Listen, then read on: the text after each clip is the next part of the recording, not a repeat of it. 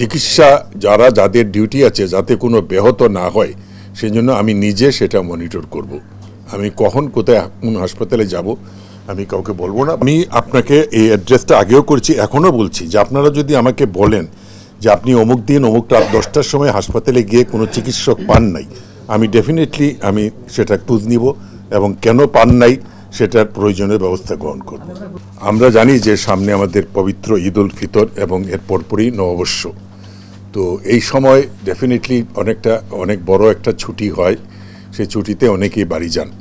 তবে এবার আমি হাসপাতাল সম্বন্ধে যেটা নির্দেশ দিয়েছি, প্রথম কথা হচ্ছে যে আমার হাসপাতালে যারা চিকিৎসক কাজ করবে, আমাদের সাধারণত সনাতন ধর্মের যারা থাকে তারা ঈদের সময় কাজ করেন এবং তাদের যেন রোগীদের যেরকম উন্নত খাবার দেওয়া হবে, এবার কিন্তু আমি অফিসিয়ালি প্রত্যেক পরিচালক, হাসপাতাল, ইনস্টিটিউট, উপজেলা সবাইকে আমি যেন হাসপাতাল বন্ধের সময় উন্নত খাবার দেওয়া হয়।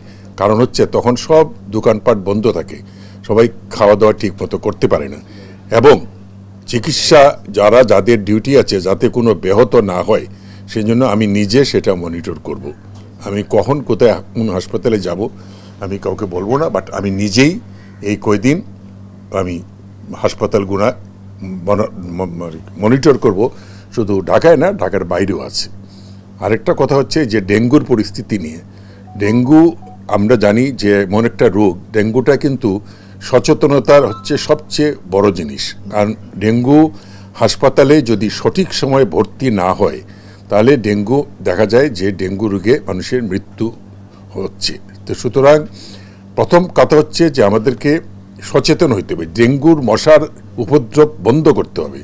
তারপরে চিকিৎসা তো পরের কথা, এবং চিকিৎসা করার জন্য যা যা দরকার আমরা অলরেডি একটা মিটিং করেছি এখানে, এবং ঈদের পরে আবার বসবো যেন চিকিৎসায় কোনো ঘাটতি না হয়।